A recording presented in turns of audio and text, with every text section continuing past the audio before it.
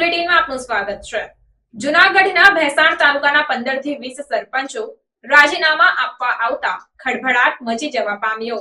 જૂનાગઢના ભેસાણ તાલુકાના 15 થી 20 સરપંચો રાજીનામું આપવા આવેલ, પરંતુ તાલુકા પંચાયત કચેરી ખાતે એક બેઠક યોજવામાં આવી, જેમાં સરપંચોએ પોતાની હૈયા વરાળ ઠાલવી અને ઇન્ચાર્જ તાલુકા વિકાસ અધિકારી અને પ્રમુખ તથા આગેવાનોએ સરપંચો સાથે વાતચીત કરતા મામલો થાળે પડ્યો, જેમાં સરપંચોની એવી માંગો હતી કે અમારા ગામોના વિકાસના કામો ખોરવાયા છે, તલાટીઓ કામોની ફાઇલો તલ્લે ચડાવે છે, ગ્રામ પંચાયતને મળતી ગ્રાન્ટમાં ઠરાવો કરવા ઠાગા કરે છે અને ગૌચરની જમીનની તંત્ર દ્વારા હદ નિશાન નક્કી કરવા તેમજ જે બિલો મુદ્દે જીએસટી નક્કી કરતી સંસ્થા નથી, તેમજ ગ્રામ પંચાયતની ખરીદી જેમ પોર્ટલ પરથી ખરીદી કરી શકે વગેરેના મુદ્દાઓ સાથે ચર્ચા વિચારણા કરવામાં આવી અને બાદમાં તાલુકા વિકાસ અધિકારી હિતેશ વાઘેલાએ ખાતરી આપી હતી કે તંત્રથી જે શક્ય હશે તેને ધ્યાને લઈ કાર્યવાહી કરવામાં આવશે અને તમામ ફાઇલો તપાસી તત્કાલ નિકાલ કરાશે અને જે બિલો પેન્ડિંગ છે તેનો વહેલી તકે નિકાલ કરશે, જેને લઈને 26 તારીખે તાલુકા વિકાસ અધિકારી હિતેશ વાઘેલાએ એક મીટિંગનું આયોજન કર્યું,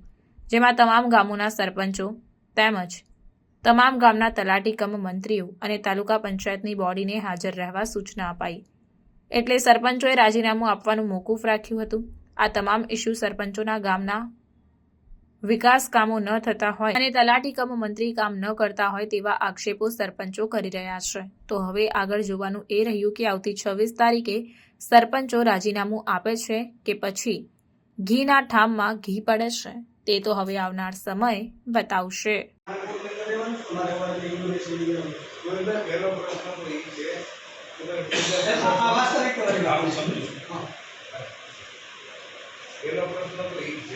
ગૌચર તો પછીનો પ્રશ્ન છે, બરોબર।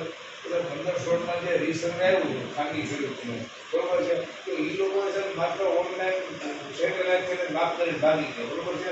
નકશા ઓલરેડી બનાવ્યા કરે જમીનના, બરોબર, પણ એ લોકોને કોઈ કામ જ નથી, કોઈ ગામમાં કોઈ શરૂઆત ક્યાંથી કરવી? ભાટુભાઈ બોલો,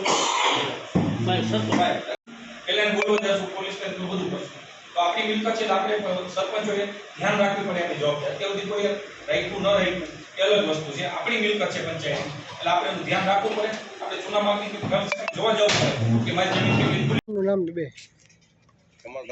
મારું ગામ મોરવાડા છે, ગ્રામ પંચાયતના સરપંચ તરીકે દુર્લભભાઈ કાપડિયા। આજરોજ અમે ભેસાણ તાલુકા અમારા યુનિયન તરીકે અમારે સુરેશભાઈ જે બેઠક બોલાવી હતી, એમાં તમામ સરપંચો હાજર રહ્યા અને રૂબરૂ ટીડીઓ સાહેબે રજૂઆત કરી અને જ્યારે અમારા 28 મુદ્દા જે અમને નાખવામાં આવ્યા છે તે કોઈ કાળે આ ફાઇલ કમ્પ્લીટ કરવા શક્ય નથી।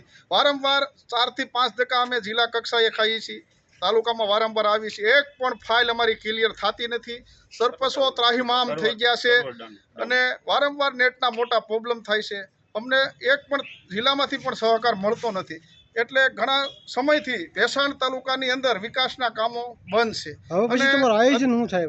આગામી સમયની અંદર ટીડીઓ સાહેબ અને અમારા સરપંચ યુનિયનના પ્રમુખ બધા સરપંચોએ વાતચીત કરી તો આગામી તારીખ ગુરુવારના રોજ અમારી મુખ્ય બેઠક થવાની છે અને આખરી નિર્ણય અમારા સરપંચ યુનિયનના પ્રમુખે તમામ તાલુકાના સરપંચોને એકી સાથે રાજીનામા જો આનું નિરાકરણ કોઈ પણ નહીં આવે તો એકી સાથે અમે તમામ સરપંચો રાજીનામા આપી દેવાના છીએ। ભારત માતા કી જય, વંદે માતરમ, જય જય ગરવી ગુજરાત। 2 મિનિટ।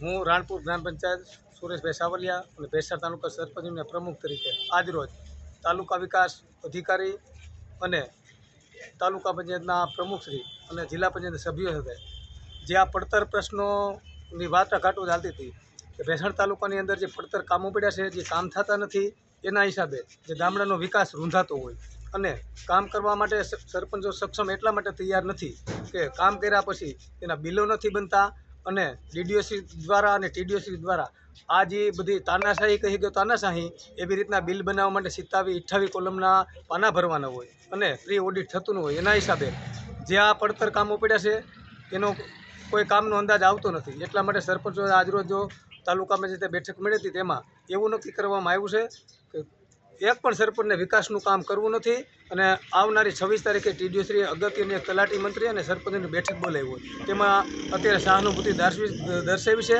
નહીંતર આવનારી 26 તારીખે ગુરુવારના રોજ ભેસાણ તાલુકાના તમામ સરપંચો રાજીનામા આપવાની તૈયારીમાં છે અને આપી દેવાના છે. 110%ની વાત છે.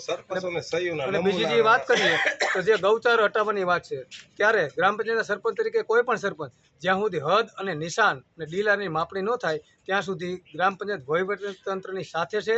પણ વહીવટીતંત્ર માપ અને નિશાન બધું બતાવશે તો આ પેશકદમી દૂર કરવા ભેસાણ તાલુકાના સરપંચો બધા સક્ષમ છે. આભાર. જય ભારત. વિતેશ વાઘેલા, ઇન્ચાર્જ તાલુકા વિકાસ અધિકારી ભેસાણ.